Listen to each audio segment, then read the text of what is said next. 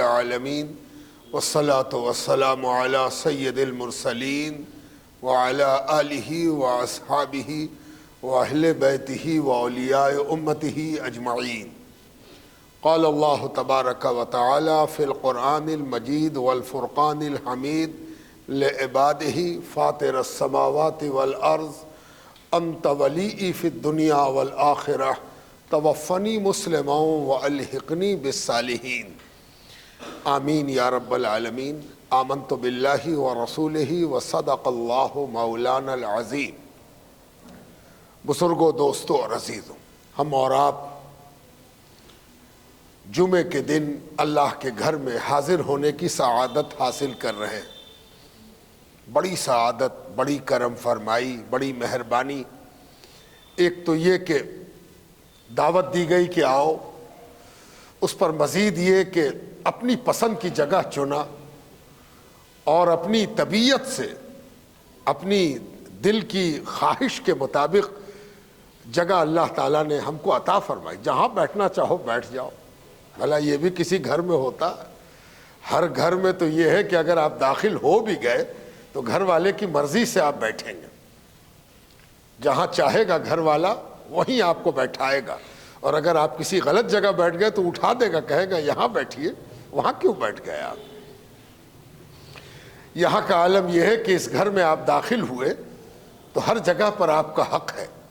آپ سب سے آگے بیٹھ جائیے، آپ پہلی صف میں بیٹھ جائیے، آپ دائیں بیٹھ جائیے، آپ بائیں بیٹھ جائیے، جہاں بیٹھنا چاہیے بیٹھ جائیے۔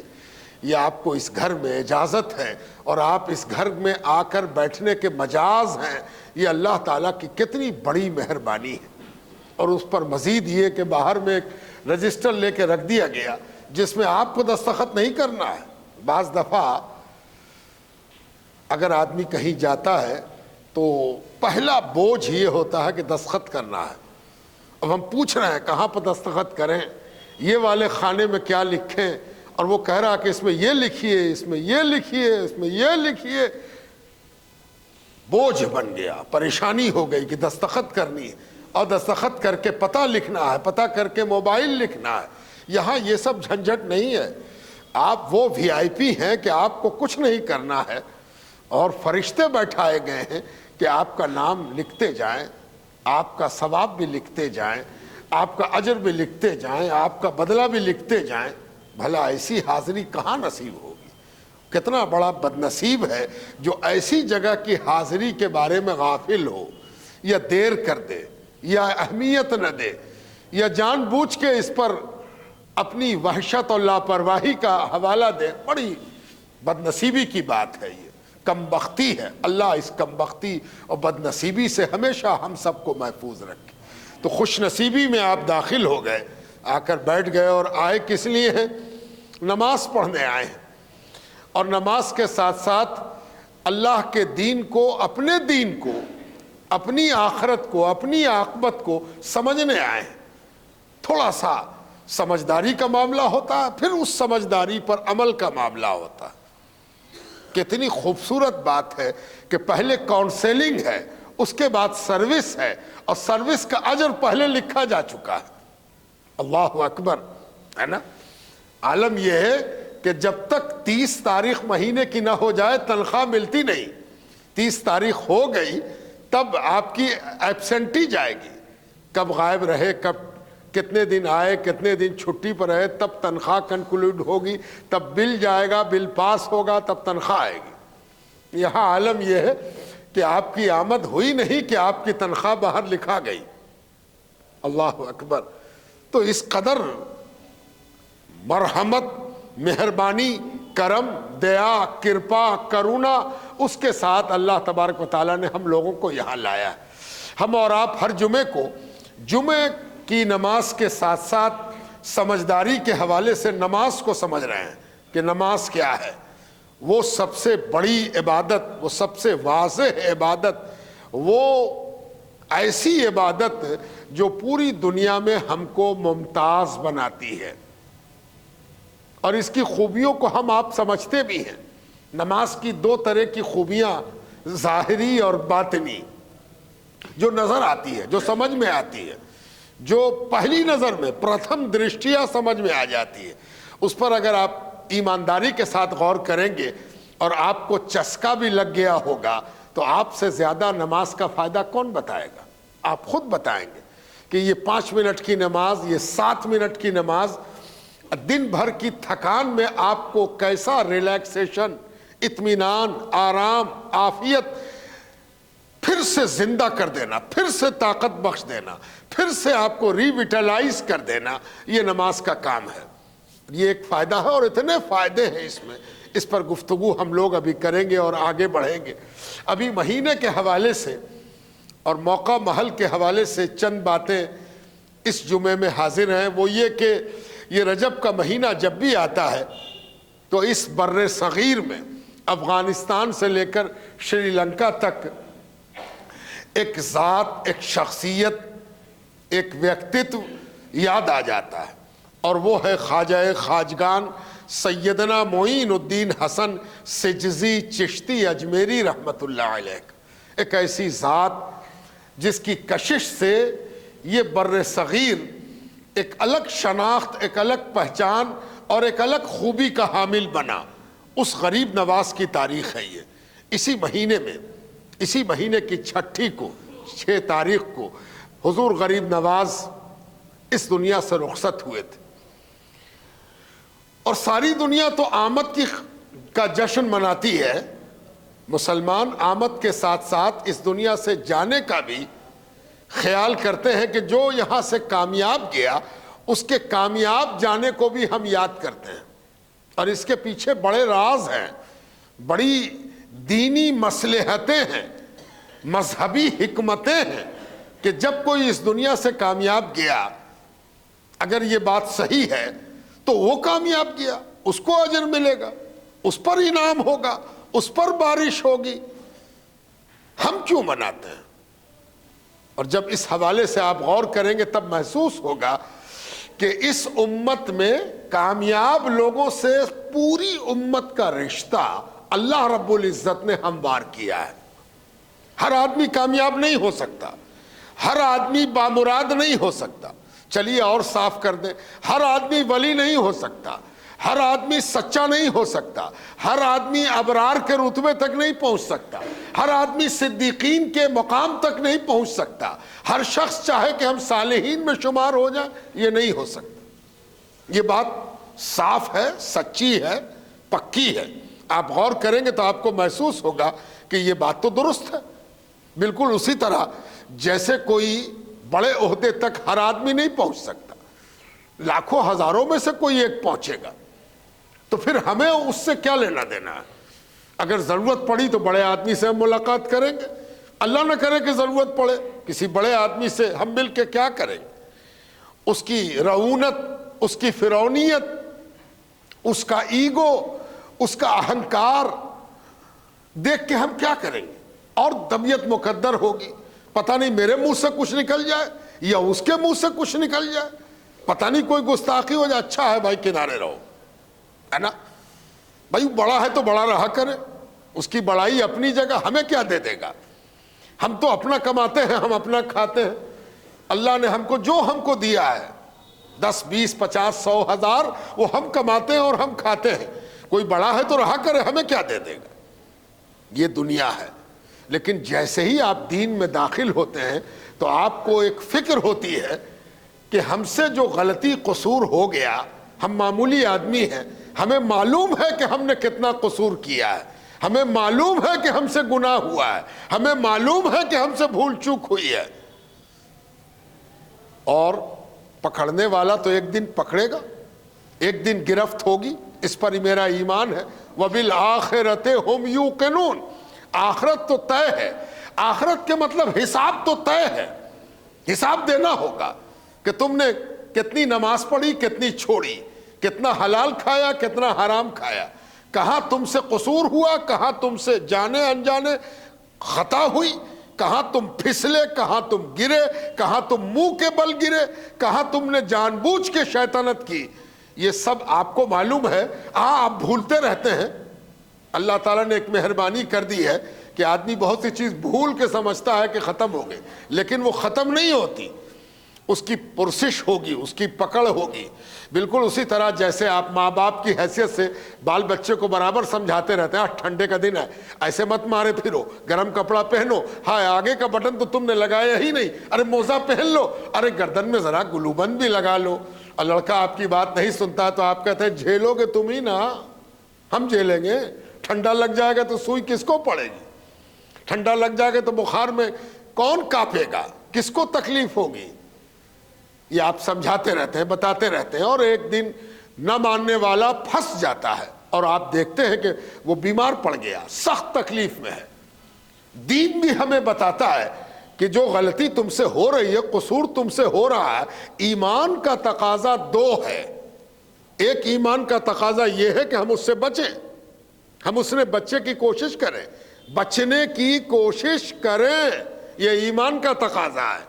دوسرا ایمان کا تقاضا یہ ہے کہ ہم جو نہیں بچ سکے، قصور ہو ہی گیا، تو اس کی معافی کی سبیل کیا ہوگی؟ اس کو کیسے ڈیلیٹ کیا جائے، معاف کرایا جائے، بخشوایا جائے، چھٹکارا کیسے ملے گا، دھویا کیسے جائے. اب جب اس کی چنتا آپ کو ایمان کے حوالے سے ہو گئی تب قرآن دیکھنا ہوگا. تو قرآن نے دو چیزیں بتائی. ایک چیز بتائی کہ تم کو اپنے گناہ پر شرمندہ ہو کے توبہ کرنی چاہیے.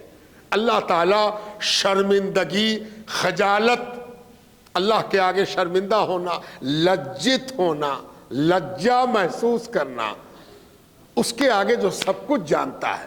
لجا اسی سے کی جاتی ہے جو جانتا ہو، جو نہ جانتا ہو اس سے کہے کا لاج ہے نا. لوگ دنیا سے لجاتے ہیں. دنیا کتنی چیز جانتی ہے، دنیا کو تو بہت سی چیز کا پتہ بھی نہیں ہے، اور دنیا کتنی چیز جان لے گی. گناہ کا آرٹ یہ ہے کہ آدمی ایسا کرے کہ دنیا کو پتہ ہی نہ چلے، ہے نا. لیکن اللہ سے تو کوئی چیز چھپی ہوئی نہیں. تو اللہ سے لجاؤ، شرماؤ، اور شرما کے معافی مانگو، شرما کے اللہ سے التجا کرو کہ ہمیں معاف کر دو. تو یہ ایک سبیل ہے. دوسری سبیل کیا ہے کہ کوئی ایسے کو پکڑو، کوئی ایسا ہو جس سے تم قریب ہو جاؤ، اس کے نزدیک ہو جاؤ، اس کا دامن پکڑ لو، اس سے وابستہ ہو جاؤ، اس سے تعلق پیدا کرو، اس کے ہو جاؤ، اس کو اپنا بنا لو. کہے اس سے دو فائدہ ہوگا. ایک تو یہ کہ جس سے تم قریب ہونے والے ہو وہ اللہ سے ڈرتا ہو، وہ اللہ سے ڈرنے والا ہو، وہ اللہ والا ہو، ہے نا، اور اللہ سے محبت میں سچا ہو. تو تم جب اس کے قریب ہوگے تو چونکہ وہ لرز رہا ہے اور تم بھی قریب جاؤ گے، تو تم بھی جب اس کو پکڑو گے تو تم بھی اس کے ساتھ لرزنے لگو گے. اور اللہ تعالیٰ عجب نہیں کہ اس کے ڈرنے کے طفیل تمہارے دیکھ کر ڈرنے کو قبول فرما لے، ہے نا. صحبت کا ایک فائدہ. اب دوسرا فائدہ یہ بھی دین نے بتایا، دین کا خلاصہ میں آپ کے سامنے رکھ رہا ہوں. دوسرا فائدہ یہ ہوگا کہ اللہ تبارک و تعالیٰ قیامت کے روز اپنی رحمانیت و رحیمیت کا جلوہ اس حوالے سے بھی دکھائے گا. کس حوالے سے؟ کہ اللہ رحمان ہے، رحیم ہے، بڑا مہربان ہے، بڑا کرم کرنے والا. تو آپ کے دل میں ایک خیال پیدا ہوتا ہوگا کہ بڑا مہربان ہے، کیا مطلب؟ ہم گناہ کیا سزا ملے گی، تو پھر مہربانی کیا ہوئی، ہے نا. معافی مانگا اور سزا معاف ہو گئی، یہ مہربانی. لیکن کوئی گناہ ایسا ہے کہ معافی سے بھی معاف نہ ہوا، اور اس کی وجہ اس کی رحمانیت و رحیمیت میں کمی نہیں ہے، ہمارا گناہ پر اصرار ہے. اتنی بار ہم نے گناہ کیا ہے، اتنا ریپیٹ کیا ہے، اتنا مکرر ہے گناہ کہ گناہ پر معاف کرنے کا اختیار اگر تم کو دے دیا جائے تو تم بھی معاف نہیں کرو، ہے نا. یہ معاف کرنے کے لائق ہے. اس کا تو ریپیٹیشن ہے، بار بار اس نے گناہ کیا ہے، بار بار اس کے گناہ کی تکرار ہے، اتنے بار اس نے گناہ کیا ہے کہ معافی کے لائق نہیں رہا. تم معاف کرنے والے ہو جائے تو تم معاف نہیں کرو گے، تب رحمانیت و رحیمیت کی جلوہ سامانی کیسے ہوگی؟ تو اللہ رب العزت کا جو نظام ربوبیت ہے وہ ہمیں یہ بتاتا ہے کہ اللہ تبارک و تعالیٰ ایک شان اور پیدا کرے گا، اور وہ کیا ہوگی کہ اللہ تعالیٰ اجازت دے گا، اجازت دی جائے گی، اذن ہوگا، اذن دیا جائے گا. اللہ تعالیٰ اجازت دے گا کس کو؟ اسے جسے مقام محمود پر فائز کیا جائے گا، ایک مقام ہوگا، ایک بلند مقام ہوگا، ایک عہدہ ہوگا، ایک تخت ہوگا، ایک تاج ہوگا محمودیت کا۔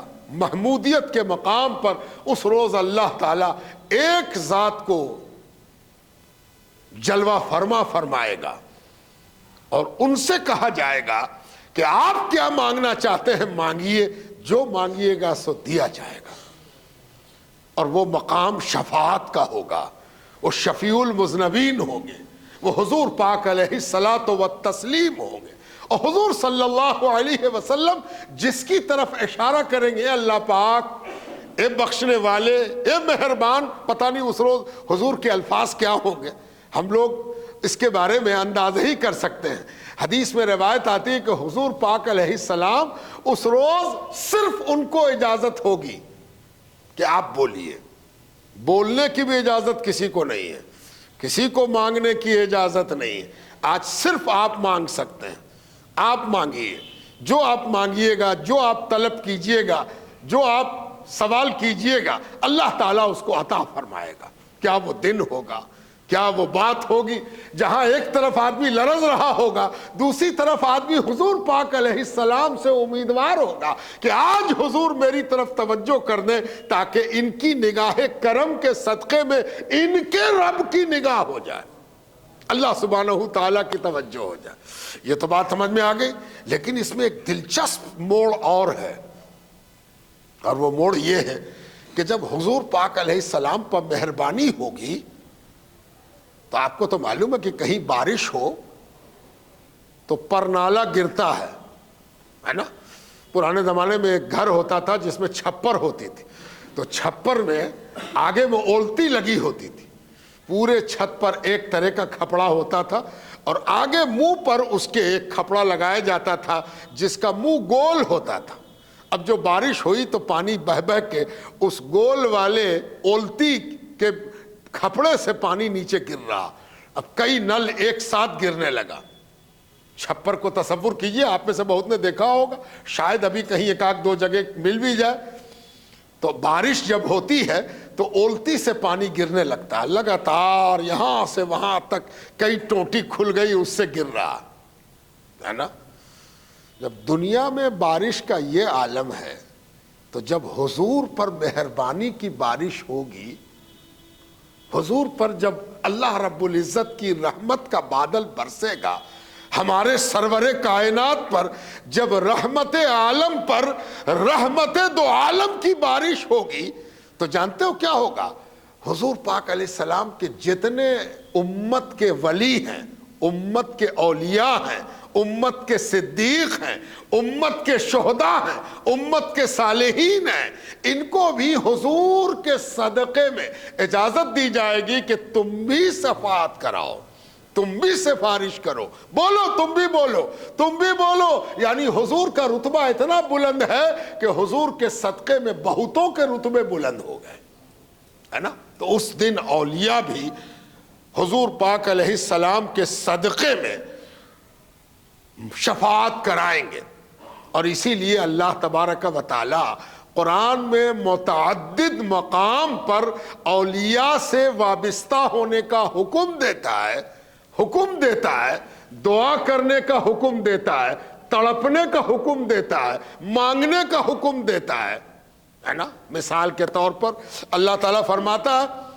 کونوا مع الصادقین، سچوں کے ساتھ ہو جاؤ، سچوں کے ساتھ ہو جاؤ، سچوں کے ساتھ ہو جاؤ، ہے نا، یہ اللہ کا حکم ہے۔ اب دوسری جگہ اللہ تعالیٰ دعا سکھاتا ہے، دعا کے الفاظ کیا دعا ہے؟ فاطر السماوات والارض، آسمانوں اور زمین کے پیدا کرنے والے تم ہی تو ہو پروردگار، اے اللہ سب تو تیرا پیدا کیا ہوا ہے، سب کا خالق تو ہے، سب کا رچیتا تو ہے، سب کو رچنے والا، کریٹ کرنے والا، خلق کرنے والا، خالق بے مثال تو ہی ہے پروردگار۔ انت ولی فی الدنیا والآخرہ، صرف تخلیق کرنا ہی تیرا کام نہیں ہے پروردگار، تیری شان اور بھی ہے، اور تیری شان یہ ہے کہ پیدا بھی تو نے کیا ہے اور تو ہی کارساز بھی ہے۔ پیدا ہونے کے بعد اگر کوئی مشکل واقع ہو جائے, کوئی دشواری ہو جائے, کچھ چاہیے, کچھ سے بچنا ہے, کچھ لینا ہے, کچھ پانا ہے, انت ولی فی الدنیا والآخرہ, اس دنیا میں بھی اور اس دنیا میں بھی جہاں ہم جائیں گے انتقال کے بعد, موت کے بعد, وصال کے بعد, جب ہم یہاں سے چلے جائیں گے, اس دنیا میں قدم رکھیں گے, اس دنیا کے باسی ہو جائیں گے, انت ولی, تو تو ہی میرا کارساز ہے, بگڑی بنانے والا تو تو ہی ہے, حاجت پوری کرنے والا تو تو ہی ہے, سننے والا تو ہی ہے. کیا بات ہے, یہ سب کیوں کہا جا رہا ہے؟ جب آدمی کہیں تعریف کرتا ہے, حمد کرتا ہے, تو ضرور کوئی مقصد ہوتا ہے. یہ دنیا کا دستور بھی ہے, اور دنیا کے دستور کے مطابق قرآن بھی یہ ہم کو سکھا رہا ہے کہ کاہے مانگ رہے ہو, کیا بات ہے, کچھ مانگنا ہونا ہے کیا, کچھ چاہیے, کیا بات ہے, تم کہہ رہے ہو کہ زمین بھی تو نے بنائی, آسمان بھی تو نے بنائے, اور دنیا و آخرت میں تو کارساز بھی تو ہی ہے, کیا بات ہے, کچھ لینا ہے. وہی پروردگار سکھاتا ہے کہ اب اللہ سے کہو, کیا کہو, توفنی مسلمہ, اے اللہ تیرے فضل و مہربانی سے اب مسلمان ہو تو گئے ہیں, مرے تو مسلمان رہے, مرتے وقت بھی مسلمان ہو, مرتے وقت بھی مسلمان ہو. ذرا ڈر لگتا ہے, یہ مسلمانیت اگر خاندانی چیز ہوتی تو مرتے وقت مسلمانیت کا کیا معنی ہوتا, اور ہم تو خاندانی مسلمان ہیں. اب کون چیز, ابا مسلمان, دادا مسلمان, پردادا مسلمان, یہ کیا آپ توفنی مسلمہ, کہ جب ہم مرے تو ہم مسلمان ہوں. اس سے پتہ چلا کہ مسلمانیت وفاداری کا نام ہے. جب تک ہم وفادار ہیں تب تک تو ہم مسلمان ہیں, اور خدا نہ خواستے اگر وفاداری میں کوئی چوک ہو گئی, وفاداری میں کہیں پر درار پڑ گئی, تو ہم کہتے رہ جائیں جس کی وفاداری کی ہم جھوٹی قسم کھا رہے ہیں وہ تو ہم کو قبول نہیں کرے گا کہ نا یہ وفادار ہے, ہٹاؤ اس کو کم وقت کو, یہ وفادار کہاں سے آیا, معاذ اللہ. توفنی مسلمہ, اے اللہ اگر مسلمانیت وفاداری ہے تو آخری سانس تک وفاداری باقی رہے, وفاداری کی سند رہے, وفاداری کی سند رہے, ہے نا. اچھا ڈر بھی لگ رہا کہ پتہ نہیں آخری وقت تک ہم کیا کر بیٹھے, کیا ہو جائے ہم سے. تو اللہ تعالیٰ نے ایک ٹکڑا اور سکھا دیا, ہائے مہربانی. مہربانی اس کو کہتے ہیں کہ دینے والا بھیک مانگنا سکھا رہا ہے. اللہ اکبر, کون بھیک مانگنا سکھاتا ہے نا. بھیک منگوں کو دیکھ کے تو طبیعت الجھ جاتی ہے لوگوں کی, ہے نا. ارے کتنا دیں گے بھائی, ارے کیا کب ہو گیا, اب ہاتھ بڑھائے چلا جا رہا, منہ چھوئے جا رہا, بدن چھوئے جا رہا, جیب چھوئے جا رہا, گاڑی میں ہاتھ گھسا دیا, مانگ رہا. مانگنے سے گھبرا جاتا آدمی, ہے نا. کون ہے جو مانگنا سکھاوے, اتر جائے گاڑی سے, کہ ایسے نہ مانگو, ایسے مانگو. کبھی دیکھا ہے آپ ایسا کیا ہے کہ کسی فقیر کو آپ سکھائیے کہ ایسے نہ مانگو, ایسے مانگو. آپ تو کہیے گا جلدی چھٹکارا ہو, کہاں پھنسے ہم, ہے نا. ہائے رے پروردگار کیسا داتا ہے کہ وہ بھیک مانگنا سکھا رہا ہے. ارے بے وقوف, ایسے نہیں مانگا جاتا, ایسے مانگا جاتا ہے, ایسے مانگو ہم دیں گے, ہے نا. اللہ تعالیٰ کیا کہتا ہے, ایسے مانگو. کیا مانگو, الحقنی بالصالحین, اللہ کے الفاظ ہیں, اللہ سبحانہ تعالیٰ کے الفاظ. الحقنی بالصالحین, بہت آسان ہے, صالحین مانے اللہ والے, الحقنی الحاق, اے اللہ پاک ہم کو نیک بندوں سے, اللہ والوں سے جوڑ دے. دیکھو دعا ہے, قرآن کی دعا ہے, الحقنی بالصالحین. میرے ساتھ بولو, الحقنی بالصالحین, الحقنی بالصالحین. قرآن پڑھ رہے ہو آپ, قرآن کی دعا مانگ رہے ہو, اللہ تعالیٰ نے یہ دعا سکھائی ہے. ہائے رے داتا, ایسا داتا جس نے بھیک مانگنا الفاظ سکھا دیے, ہے نا. اور جب الفاظ سکھائے جاتے ہیں تو دو بات ہوتی ہے. ایک تو یہ کہ مانگنے والے کو مانگنے کا سلیقہ نہیں ہے, وہ مانگے گا نہیں, برباد ہو جائے گا. اس کو بغیر قاعدے سے مانگے ملے گا نہیں, اس لیے ضروری یہ ہے کہ اس کو مانگنا سکھا دیا جائے. دوسرے یہ کہ وہ چیز اس سے منگوائی جائے کہ اس ناکارے کا کچھ کام ہو جائے, ہے نا. اس ناکارے کو یہ سکھایا جائے کہ تم میرے دوستوں کے ساتھ جڑنے اور وابستہ ہونے کی بھیک مانگو, ہم جوڑ دیں گے اور وہ تمہارے لیے مانگیں گے اور ان کے صدقے میں ہم تم کو دیں گے. الحقنی بالصالحین, نیکوکاروں سے جڑ جاؤ. تو غریب نواز کا مہینہ, غریب نواز کی خدمات, خواجہ خواجگان کی خدمات, بہت سی خدمت آدمی کو نظر نہیں آتی. اب آپ مسجد میں آئے, ابھی مسجد میں آپ آئے تو آپ نے دیکھا کہ بڑی عالیشان مسجد ہے, اللہ اکبر. اور تھوڑی سی انجینئرنگ کی سینس اگر آپ کے اندر ہے تو آپ دیکھا کہ اللہ, دیوار اس کی کتنی چوڑی ہے بھائی, یہ کیسے بنی ہوگی, اللہ بہت خوبصورت ہے, بہت پختہ ہے, بہت پرانی بھی ہے. سب آپ نے دیکھا, لیکن آپ نے اس کی بنیاد نہیں دیکھا کہ اس کی نیو کیسی ہوگی, ہے نا. آج کل کی نیو وہ سمجھ میں آ جاتا ہے, آدمی دیکھ لیتا کہ کالم یہی کالم ہوگا, 10-20 فٹ اندر گیا ہوگا, ہے نا. بہت بڑے انجینئر رہے تو کہیں گے اندر سے 3 آیا ہوگا, باہر سے 1 ہو گیا, ہے نا. لیکن آپ کو معلوم ہے کہ آج سے 100 برس پہلے, 50 برس پہلے جب بنیاد پڑتی تھی تو اگر 10 انچ کی دیوار بنانا ہے تو 30 انچ کی نیو ڈالی جاتی تھی. اب ذرا سوچئے 6 فٹ کی چوڑی دیوار, 6 فٹ چوڑی دیوار, اس کی نیو کتنی پڑی ہوگی. لیکن نیو کون دیکھ رہا, اور نیو کیسی ہوگی کہ 350 برس گزر گئے اس مسجد کو, کیسا کیسا حملہ, زلزلہ, قدرتی آفات جھیل گئی یہ مسجد. بنیاد نظر نہیں آ رہی, بنیاد سمجھ میں نہیں آتی, لیکن جب غور کیجئے گا تو آپ کو لگے گا کہ اللہ, اس مسجد کا اصلی عمارت کا کمال اس کی بنیاد ہے, کتنی زبردست اس کی بنیاد پڑی ہوگی. لیکن بنیاد نظر نہیں آتی, بنیاد کو دیکھنا ممکن نہیں ہے. غریب نواز بنیاد ہیں, اسی لیے ان کی خدمت نظر نہیں آتی ہے. اوپر نظر آتا ہے کہ اتنا بڑا ایسا, ارے بنیاد نظر تم کو کیسے آئے گی, بنیاد تو اندر ہے, اسی بنیاد پر یہ عمارت کھڑی ہے. تو غریب نواز, خواجہ خواجگان, ہر چیز کی بنیاد. آج جتنی بقراتی لوگ بگھار لیں, فقہ, اصول فقہ, حدیث, تفسیر, اسلامیات, علوم قرآنیات, بڑے بڑے علامہ پیدا ہو گئے. آج جتنی بڑی بڑی دستار باندھ لیں, سب کی بنیاد غریب نواز ہیں. اس بر صغیر میں حضور غریب نواز کی جو خدمات ہیں وہ بالکل ویسے ہی ہیں جیسے بخارا میں امام بخاری ہو اور کوفے میں امام ابو حنیفہ ہیں. یہ سب بڑے لوگ ہیں, یہ سب بڑی چیز ہیں. غریب نواز ہمارے لیے وہ مقام رکھتے ہیں جو اسلام کی تاریخ میں سند کی حیثیت رکھتے ہیں. ہمارے لیے سند غریب نواز ہے. خواجہ خواجگان معین الدین حسن سجزی چشتی اجمیری. اب آپ کے دماغ میں ایک بات پیدا ہوگی کہ اتنی بڑی ذات سے نفرت کیوں پیدا ہو رہی ہے. لوگ نفرت پیدا کرانا چاہتے ہیں. کوئی کہتا ہے کہ درگاہ کے بارے میں کچھ کہہ رہا ہے, کوئی کچھ اور چیز کے بارے میں کہہ رہا ہے نا. دشمن تو پیدا ہوتے رہتے ہیں, اور دشمن کا پیدا ہونا بھی ضروری ہے. آپ جانتے ہیں کہ زندگی کے لیے دشمنی دلیل ہے. کوئی زندہ ہے تو اس سے دشمنی ہوگی, ہے نا. ورنہ اگر کوئی کہہ دے کہ بھائی اس کے بارے میں اٹھ پٹانگ بول رہے ہو, وہ تو مر گئے, چھوڑو ان کو, کیا ان کی بات کرتے ہو, آج مرے, زمانہ ہوا مر گئے, ہے نا. ایسا کبھی نہیں ہوا.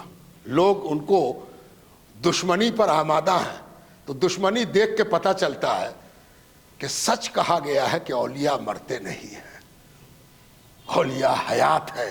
اولیاء کو زندگی اللہ تعالیٰ نے عطا فرمائی ہے. اور ہم مر جانے والوں سے کہا گیا ہے کہ اگر زندگی کی تھوڑی سی خواہش ہے تو جسے ہم نے زندگی دی ہے, بطور خاص زندگی دی ہے, تم کو بھی زندہ کیا, ان کو بھی زندہ کیا, لیکن ان کو جو زندگی دی وہ زندگی خاص ہے.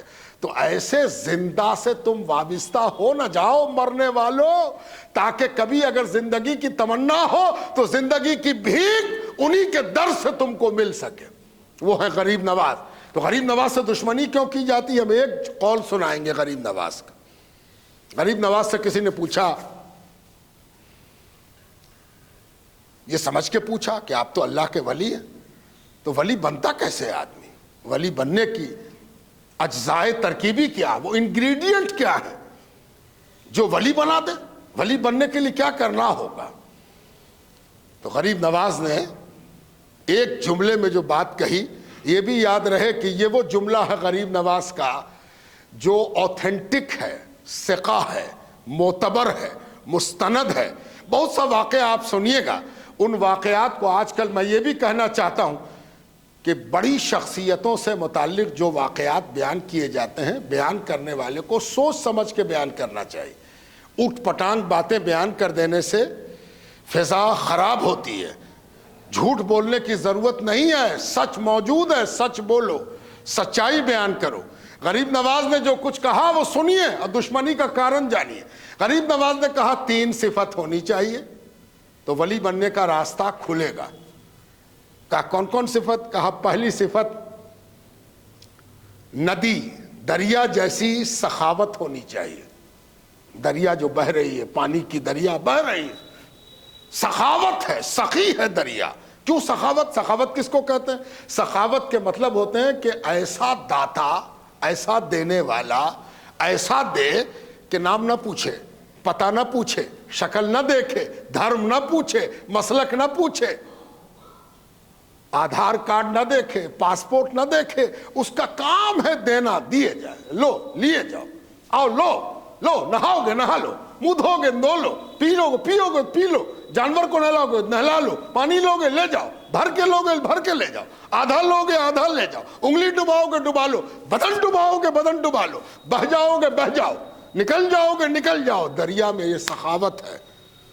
یہ دریا کیسی سخاوت جس کے اندر پیدا ہو جائے، جو اتنا سخی ہو جائے کہ اس کی سخاوت نام دیکھ کے سخاوت نہ کرے، وہ ولی ہونے کے راستے کا مسافر ہے۔ پوچھا گیا کہ دوسری صفت، کہا کہ آفتاب جیسی شفقت۔ آفتاب سورج کو فارسی میں آفتاب کہتے ہیں، تو سورج کی جیسی شفقت۔ سورج کی شفقت کیا ہے؟ 2 دن سورج نہیں نکلا تو آپ کی حالت خراب تھی کہ دھوپ نہیں نکلی، سورج نہیں نکلا، اور 2 روز سے سورج نکل آیا تو جاڑے کے محسوس کرنے میں مزہ آ گیا ہے نا، جاڑے کی لذت بھی آ گئی اور دھوپ نے جاڑے کی پریشانی سے آپ کو باہر ملا دیا، آپ تازہ دم ہو گئے، آپ کے اندر طاقت آ گئی، ویٹلائز ہو گئے دھوپ۔ لیکن اس دھوپ نے آپ سے پوچھا نہیں کہ جناب آج کہاں سے آپ آ رہے ہیں، کیا کیا آپ نے؟ ایک بار کلمہ پڑھا کہ دھوپ لینے کو آ گئے؟ ارے کم سے کم اس کا نام تو لے لو جس نے تم کو سورج جیسی دھوپ دینے والی شخصیت عطا فرمائی، اس کا نام لیے ہو؟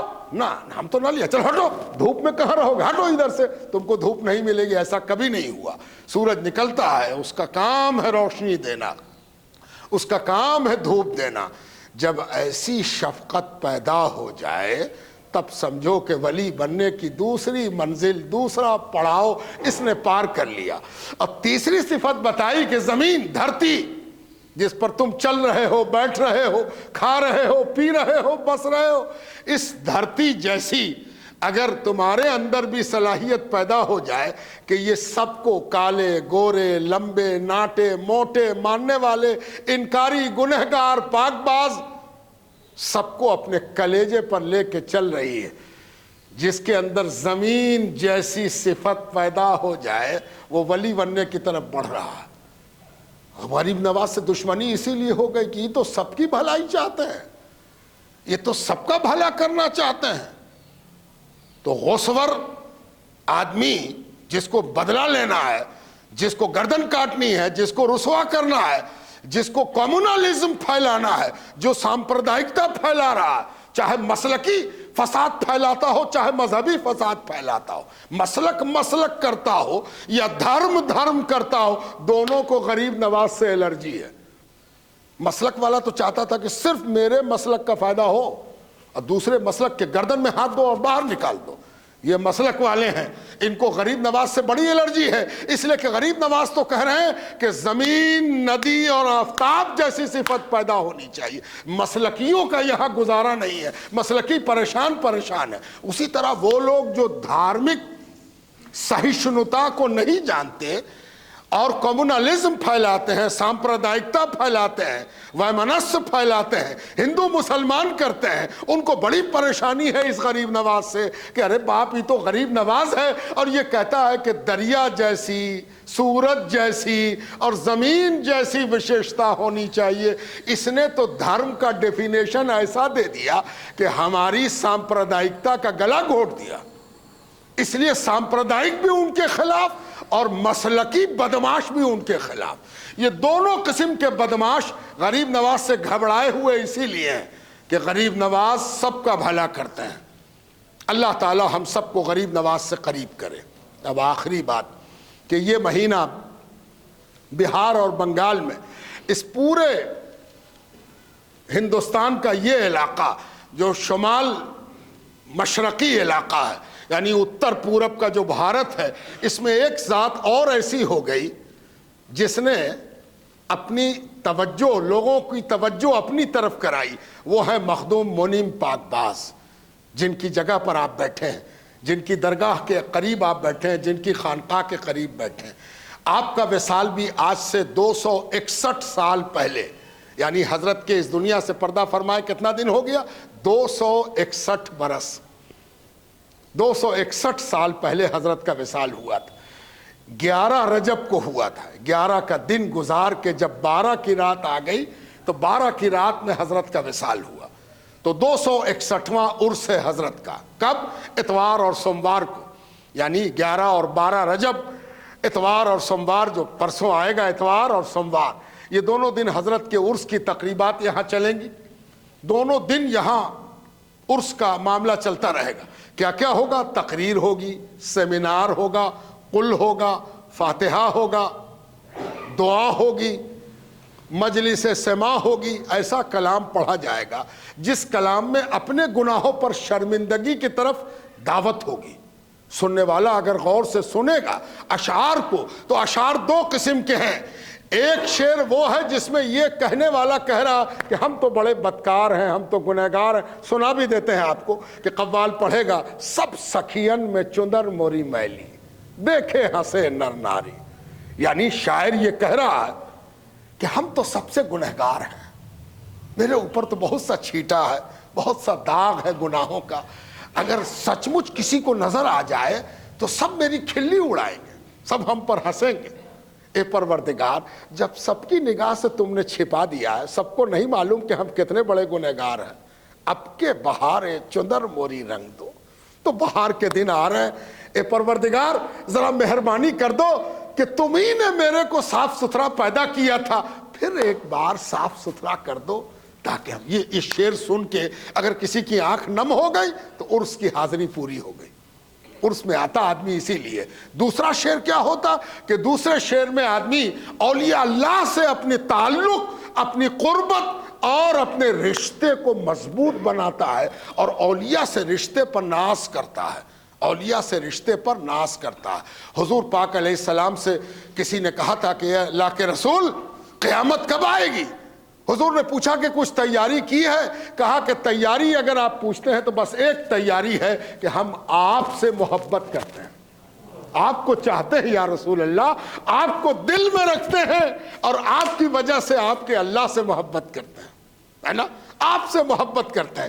حضور نے اس کے الفاظ کو سننے کے بعد یہ نہیں کہا تھا کہ چپ، یہ کیا بولتا ہے، جا بیٹھ جیسے، یہ سب کیا بولتا. حضور نے جانتے کیا کہا؟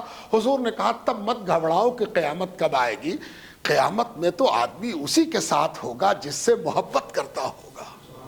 آدمی تو قیامت میں اسی کے ساتھ ہوگا جس سے محبت کرتا ہوگا. تو جانتے ہیں کیا ہوا؟ آپ کی طرح سن کے چپ نہ رہے.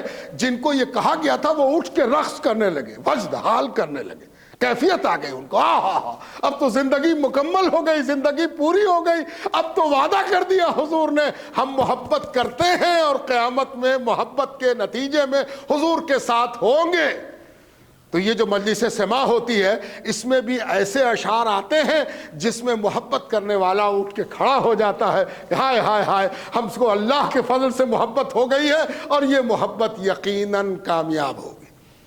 تو اتوار اور سوموار کی حاضری بال بچوں کے ساتھ، ادب کے ساتھ، تماشا کرنے ہم لوگوں کو نہیں آنا، ہم سیر و تفریح کے لیے نہیں آئیں گے، ہم اس لیے آئیں گے کہ کچھ لمحہ توفنی مسلموں و الحقنی بالصالحین، نیک بندوں سے ہم جڑ جائیں، اس کی کوشش کرنے کو ہم آئے ہیں، شاید کہ اللہ تعالی ہم کو نیک بندوں سے جوڑ دے۔ حاضری دینی چاہیے، حاضری دے کر اب کوئی دقت تو ہے نہیں، اگر جاڑا ہے تو جاڑے کا نظم ہے، بھوک لگے گی تو بھوک کا نظم ہے، پیاس لگے گی تو پیاس کا نظم ہے، تو اتنا وقت بال بچوں کے ساتھ گزارنا چاہیے تاکہ زندگی میں کچھ اچھائیاں، کچھ پازیٹیو، کچھ سکاراتمک چیزیں پیدا ہوں، دین کے حوالے سے، اللہ رب العزت کے حوالے سے، اللہ سبحانہ تعالیٰ کے حوالے سے۔ انشاءاللہ ہم لوگ عرس میں شرکت کریں گے اور شرکت کر کے فیضان سے معمور ہونے کی